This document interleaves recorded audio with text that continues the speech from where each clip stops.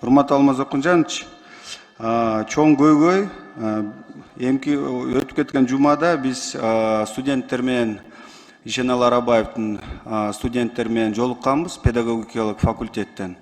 3-4 курстагы студенттер алар момдай маселени көтөрүп атышат да. Биз азыр 4 курсту бүтүп жумуш иштеп баштайбыз дейт.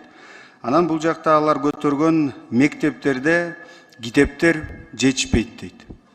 Анан силерге сураныч, ошо боюнча билим берүү министри менен чогуу ишти алып барып, анан азыркы учурда биз 23-жылдын бюджетин карайбыз.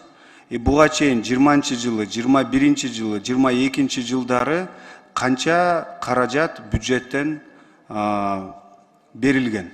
23-жылы канча пландап атабыз. Кайсы жолдор менен ошо жетишпеген китептерди, ошо маселени кайсы жолдор менен чечебиз? Биринчи маселе. Экинчи, урматтуу Алмаз Окунжанович, Бишкек шаарында өзүңүздөр билесиңер, ар бир мектепте 1,5 миңден баштап 4,5 миңге чейин ар бир мектепте окуучу. Өтө көп. Анан бул жакта мугалимдер, директорлор кайрылып атат. Насчет врачей в школах. Врачи сидят в штате центров семейной медицины. Так как штат дополнительно не дают Министерство здравоохранения, это Министерство здравоохранения сам решить эту проблему не сможет без помощи Кабинета министров. На каждую школу врачи закреплены по 0,5 ставка. То есть 18 часов в неделю в одну школу. Это 3,5 часа в день. Врачи приходят до обеда на 3 часа или после обеда на 3 часа. А в школах минимум от 1500 до 4500. То есть данный врач, как он сможет отработать за 3 часа, провести все вот эти процедуры?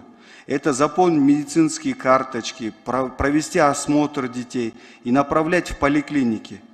Вот этот данный вопрос, Алмаз Окунжанович, надо, видно, в Кабинете министров совместно с Акылбек Джапаровым провести работу. Потому что, Алмаз Окунжанович, детей очень много, врачей не хватает. И если нам не обратить внимание на наших школьников, здесь будут большие проблемы в будущем.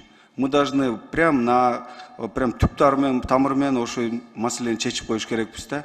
1-2 санына жараша окуучулардын мектептерден.